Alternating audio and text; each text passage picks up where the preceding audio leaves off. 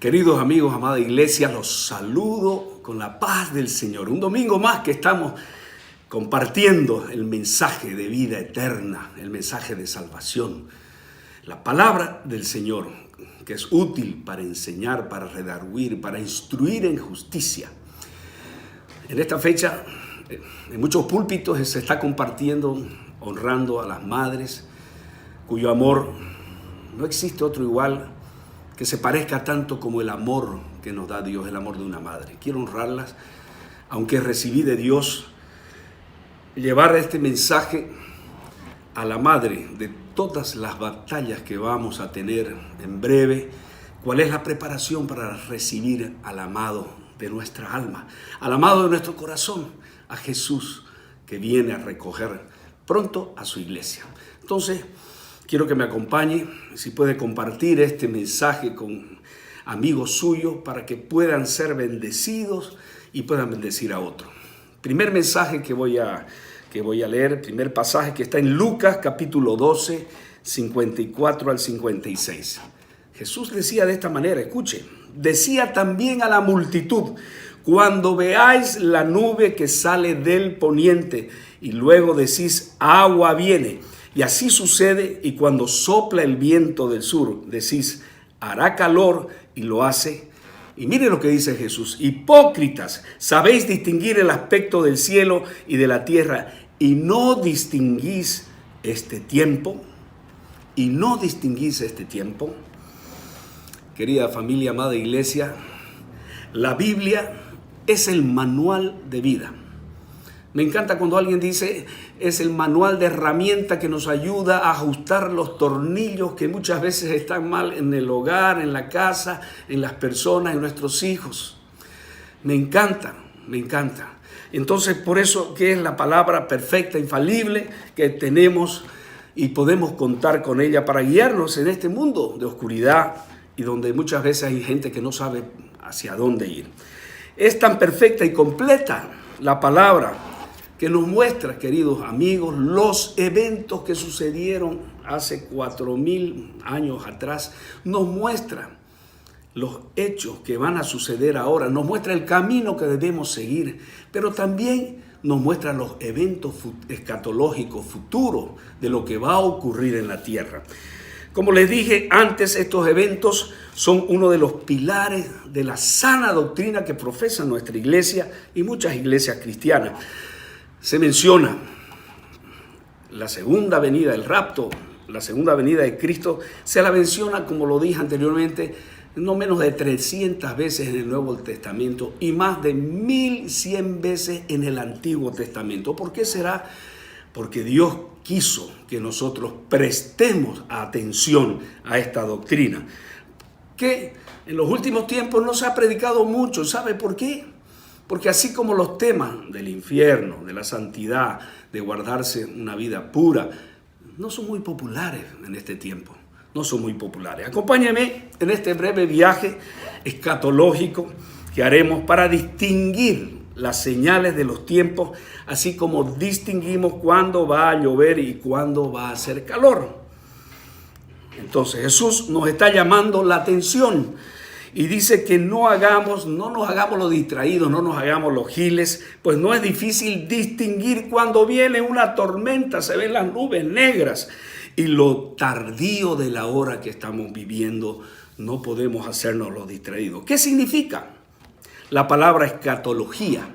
Escatología viene del griego eschatos, que significa postrero, y logos, que significa estudio de los eventos del futuro, significa de las últimas cosas. Estamos viviendo ya el comienzo del final de estos tiempos, mi hermano. Escúcheme, pero no debemos estar desanimados. Yo no estoy desanimado, porque por el contrario estamos viendo muy expectantes cómo las piezas proféticas vienen calzando de manera perfecta para que se cumplan estos eventos. Así como estaba en los 21 días expectante de lo que Dios iba a hacer y que al final su mano poderosa con brazo extendido nos trajo nuevamente a los caminos de la democracia. Estamos en los albores, en el último posible avivamiento de una lluvia tardía, tal como Joel lo advierte en el Antiguo Testamento. ¿Por qué? Porque vemos en este tiempo los corazones abiertos, las mentes, las personas buscando a Dios como nunca antes. Es la misericordia de Dios que se está manifestando, mis queridos hermanos, para que nuestros parientes, nuestros amigos, nuestros vecinos procedan al arrepentimiento, volvernos a Dios, preparar nuestras casas, preparar nuestros ágapes. La Biblia dice que en los posteros tiempos habrá gente que tendrá hambre, pero no hambre simplemente de pan, de locrito, de majadito, sino hambre de la palabra de Dios. Y aunque todo amenaza en empeorar y oscurecer, pero escuche bien, mientras la noche se vuelva más oscura, nosotros, ustedes que somos los hijos de la luz, vamos a resplandecer más, porque la gente necesita luz, porque la gente está pasando una noche negra, porque necesita esperanza. Y Cristo nos dijo: vosotros sois la luz del mundo, y una luz no se la esconde debajo del almud, dice, se la pone delante para que lleve y alumbre mucha luz. Somos luminares. 1 Tesalonicenses 5:5 dice: porque todos vosotros sois hijos e hijas de la luz del día, no somos de la noche ni de las tinieblas. Dios no hace nada, mis queridos hermanos, y esto es muy motivador, sin que se los revele a sus profetas, sin que se los revele a sus hijos, a sus escogidos, así como lo hizo con Abraham, como lo hizo con Lot, cuando iba a venir destrucción repentina sobre Sodoma y Gomorra. Y la palabra de Dios claramente nos dice que en estos tiempos críticos tampoco el Señor nos va a abandonar. Amós 3:7 dice: porque no hará nada Jehová el Señor sin que revele su secreto a sus siervos. ¡Wow! Su secreto. ¿Pero dónde está su secreto? Su secreto está cuando nosotros en el lugar secreto de intimidad con Dios vamos y le buscamos. Hoy es un tiempo donde tenemos que volvernos a Dios, buscar ese lugar secreto, esa intimidad, ese lugarcito en tu casa donde tú sientes paz y puedes hablar con el Padre como con un amigo. Te comunicas con Él.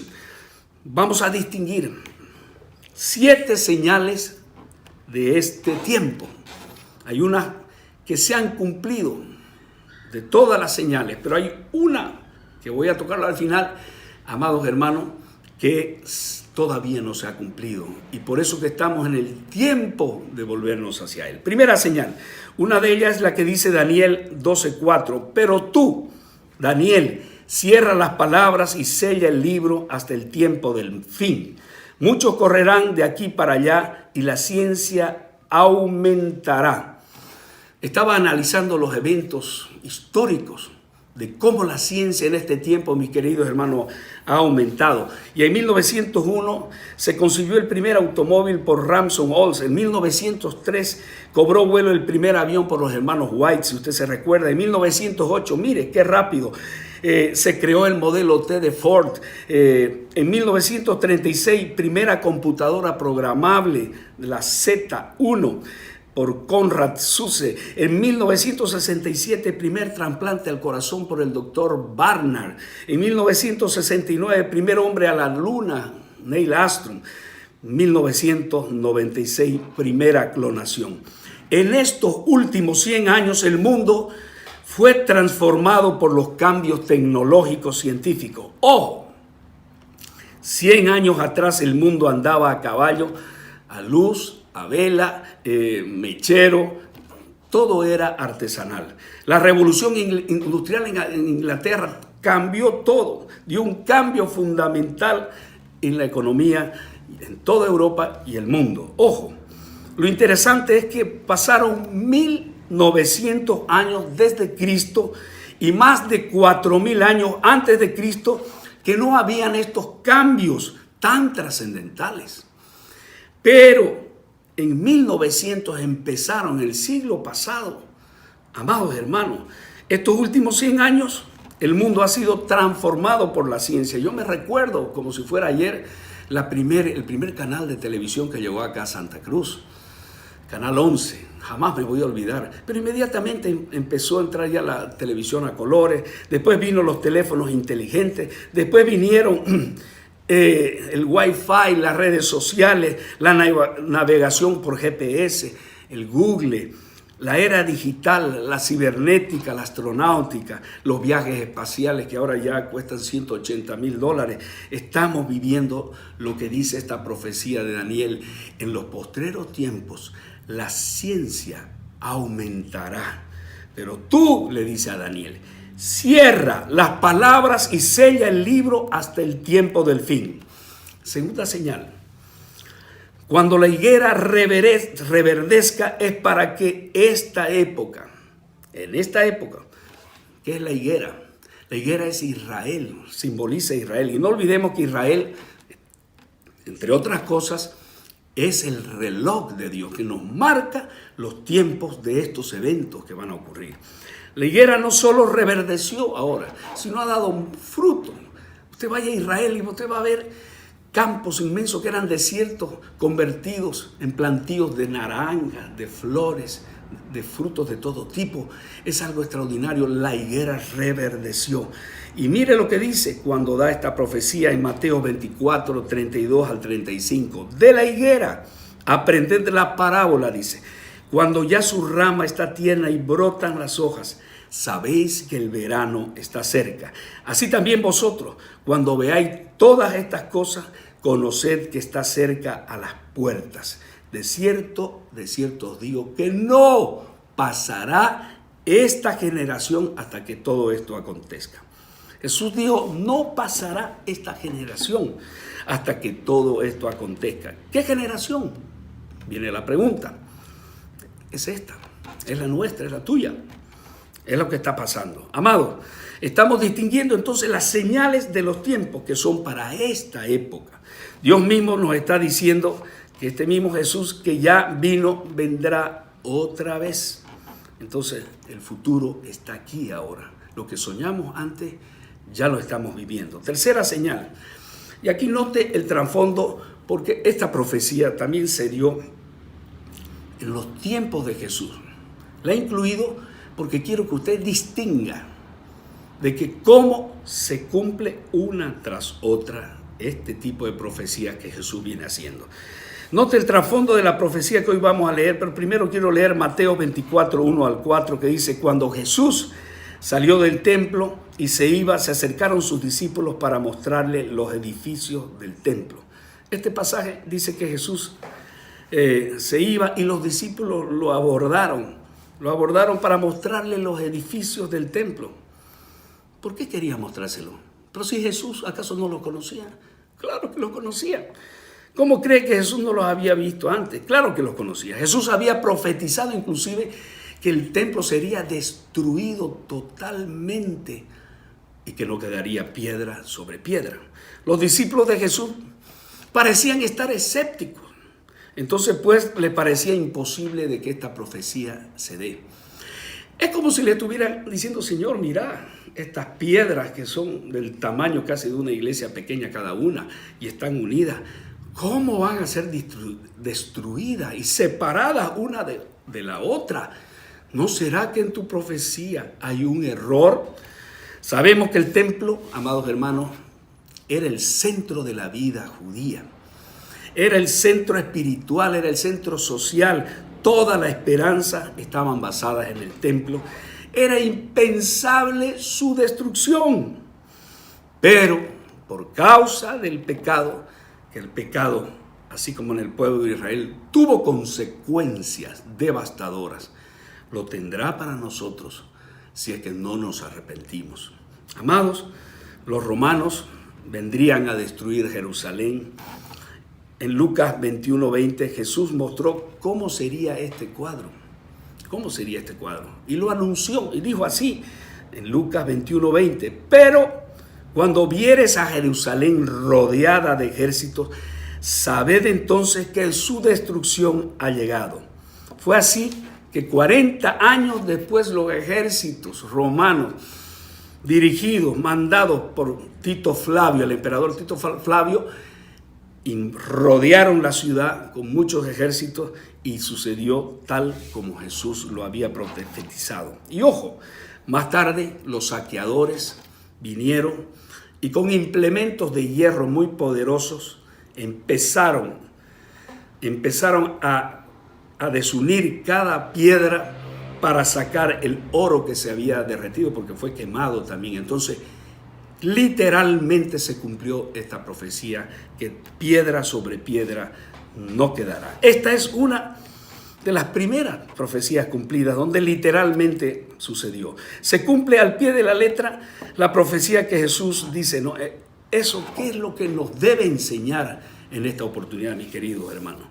Que de la misma manera que se profetizó y sucedió y aconteció, y las 30 profecías de la muerte de Jesús que sucedieron, así mismo va a suceder con todas estas profecías que estoy compartiendo.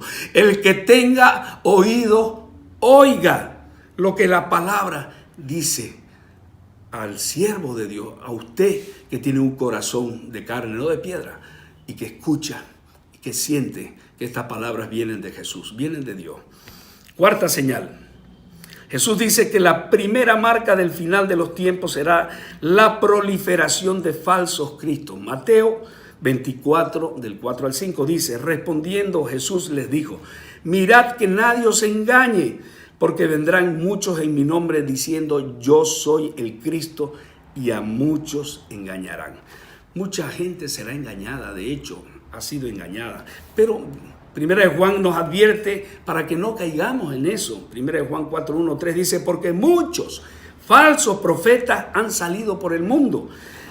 Y este es el espíritu, dice al final del pasaje, este es el espíritu del anticristo, el cual vosotros habéis oído que viene y que ahora ya está en el mundo. En realidad, hace 2000 años, el espíritu del anticristo está en medio de nosotros. La palabra anticristo significa todo lo que es anticristo. Es contrario a Cristo. Por eso anticristo significa contra de o en lugar de. Esto es de Cristo. El anticristo viene en contra del verdadero Cristo y se prepara y se presenta más bien como, vamos a decir, como el Cristo para engañar a muchos. En estos últimos 50 años, más de 1,200, me encantan las estadísticas, más de 1,200 anticristos o personas que se han nombrado como Cristo, que no han sido verdaderamente Cristo, han aparecido. Vaya, entra al internet y se va a sorprender. Quinta señal, habrá una manifestación de guerras y de continuo conflicto. Versos 6 y verso 7. Dice, y oiréis de guerras y rumores de guerra, mirad que no os turbéis porque es necesario que todo esto acontezca. Entonces, desde el momento que Jesús hizo esta declaración hasta la fecha, han pasado 2000 años que han estado plagados de continuo espectro de la guerra. Y cada vez las guerras han venido creciendo en número y en intensidad. La pregunta es, mi hermano, que nos surge de esto que estoy diciendo, ¿cómo es posible que en 2000 años el hombre no haya podido resolver el problema de la guerra y hacer de un mundo un lugar más seguro? Yo me recuerdo que desde niño escuchaba la guerra, los rumores de guerra. En 1967, me recuerdo que estábamos escuchando en una radio que la conservo en mi propio living ahora. Mi madre nos dijo, venga, escuchemos, Israel está en guerra. Había empezado la guerra en los 6 días y jamás voy a olvidar eso. Pero después, ¿qué cosa vino? Vino la guerra de Vietnam, vinieron otras guerras, la guerra de Irak, de Afganistán, muchas otras guerras. El mundo ha estado plagado de guerra. Jesús dijo que jamás iba a ser segura la tierra. Y escuche esto, en 6,000 años de vida, preste atención, registrada por el hombre, se calcula que 600 millones de personas murieron por causa de la guerra.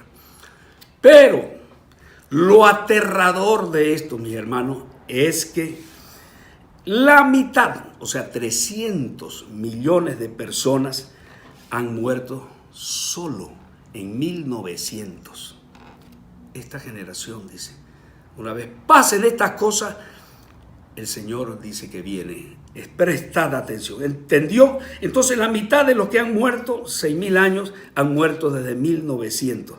Parece que estamos entrando al clímax de la consumación y parece que seremos la generación que expectará y que vivirá estos eventos. Por eso, mis queridos hermanos, es necesario que te prepares. Es necesario que busques a Dios con todo tu corazón y cumplas el primer gran mandamiento que dice: ama a tu Señor con todo tu corazón, tu mente, tu alma y tus fuerzas. Ama y ama a tu prójimo como a ti mismo.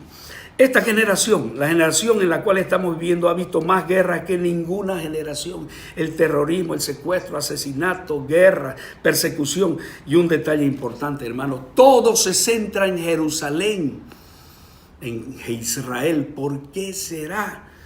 ¿Por qué será? Porque ya lo dije anteriormente, Israel es el reloj de Dios. Tenemos que estar mirando, porque muchas de las señales, como la higuera, como otras que vamos a nombrar, están relacionadas con el pueblo de Israel. Fíjese lo que dice Zacarías para entender este punto.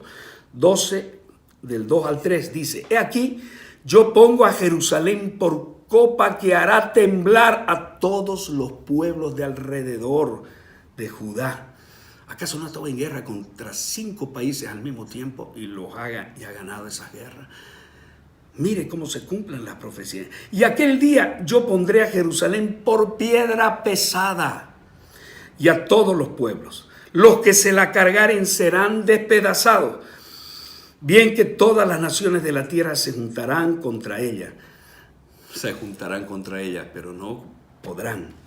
Amados hermanos, ¿sabía usted que Israel, solo hacer una pequeña pausa, desde 1947 como que nace como nación, empieza con 600,000 personas, gente muy humilde que fue reunida, pero ahora se ha convertido en una potencia agrícola, militar, que hace unos días me comentaba, antes de la pandemia, el cónsul de Israel, que por billones de dólares,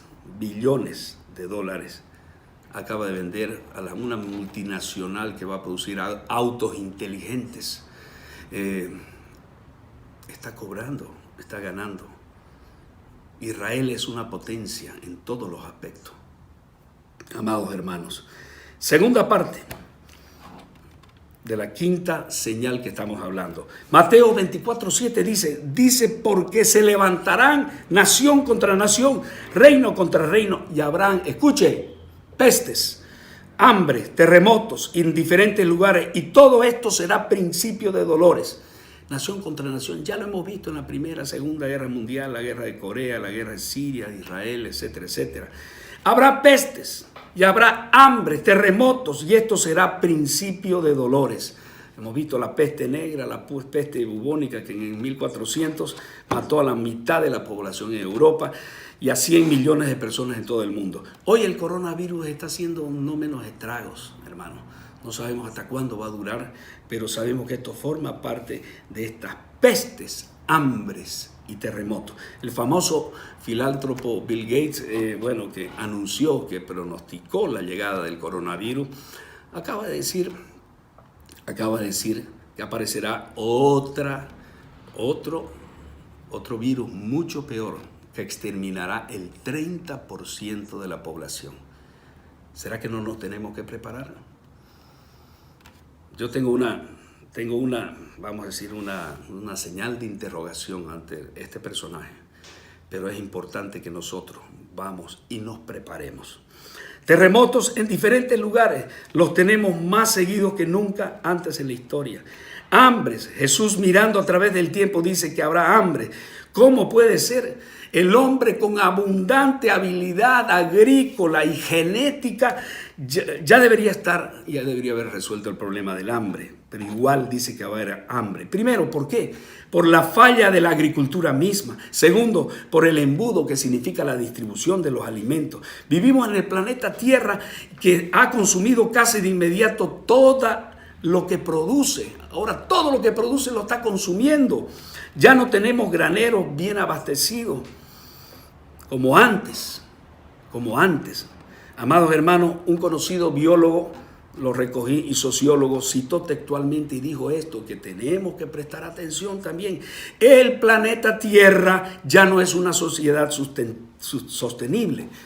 Con la población mundial duplicada 2 veces en el siglo pasado, la Tierra está obligada a producir alimentos. Y la consecuencia de esto es que la 1/4 parte de la Tierra se está tornando estéril y además, ¿sabe qué? Se está erosionando. La Biblia enseña que durante la gran tribulación va a haber hambre terrible. Usted tendrá que pagar 500 o 700 bolivianos. ¿Sabe por qué? Por un par de libras de trigo para hacer unos cuantos panes. China dejó de ser la primera exportadora de grano, ahora ya no lo es. Argentina hace mucho que dejó de serlo. Brasil también, porque ha dedicado millones de toneladas de maíz. ¿Sabe para qué? Para producir alcohol como combustible, porque no han pensado en esto que se viene a la tierra. Sexta señal, y voy terminando: habrá una persecución y difamación de los cristianos verdaderos. Mateo 24, 9 al 10, dice así: entonces os entregarán a tribulación, los matarán y seréis aborrecidos de toda la gente por causa de mi nombre. Muchos tropezarán, entonces se entregarán unos a otros y otros se aborrecerán. Ahí vamos a ver cuántos cristianos que solo calentaban los bancos en la iglesia van a ser cristianos de verdad o cristianos nominales, o van a desaparecer de la iglesia. Ojo, vendrá persecución. Si amamos al Señor Jesús, vamos a ser perseguidos. Y de hecho ya en este tiempo viene siéndolo. Miles de cristianos están muriendo por causa de degüello, de decapite, de incineración, allá en Siria, allá en Irak, allá en África, en muchos lugares. Amados hermanos, en la misma China, en la misma Corea del Norte. Jesús dijo que la persecución religiosa se aumentará al final de los tiempos y estará centrada contra el cristianismo. Aquellos que siguen esto tienen que prestar atención. Hace un año atrás mi hija estaba en Egipto y vimos las noticias de que 8 vietnamitas fueron asesinados visitando las pirámides de Egipto. Mi hija estaba allá.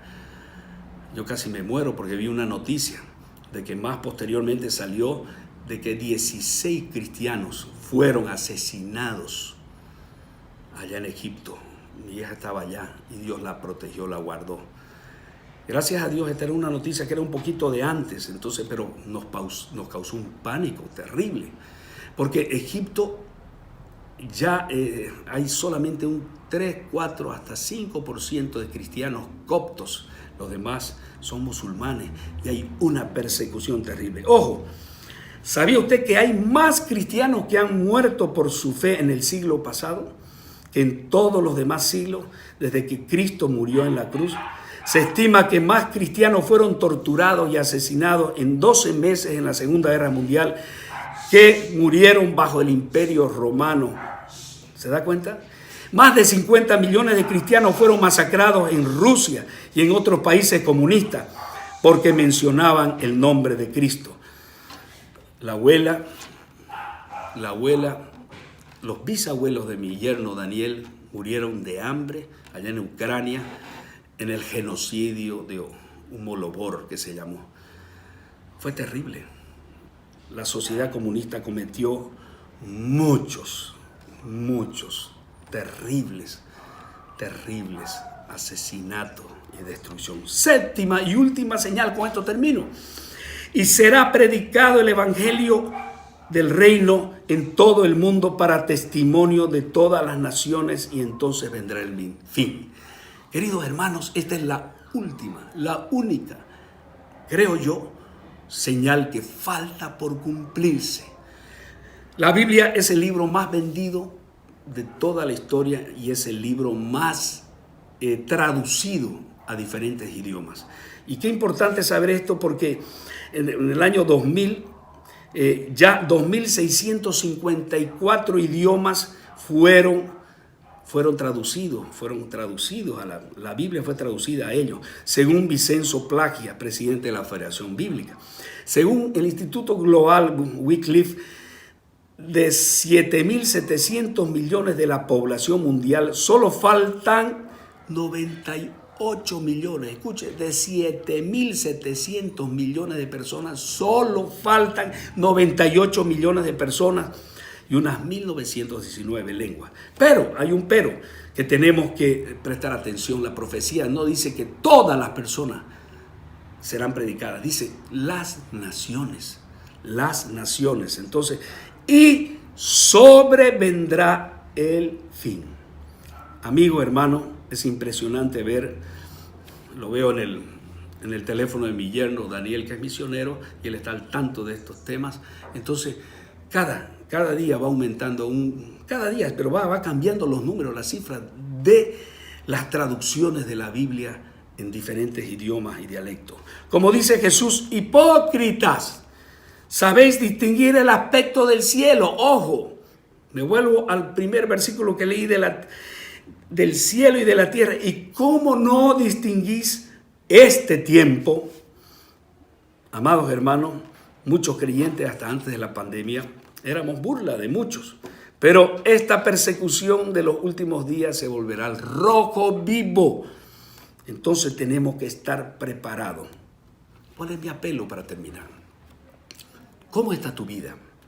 ¿Eres consciente de lo tardío de la hora que estamos viviendo?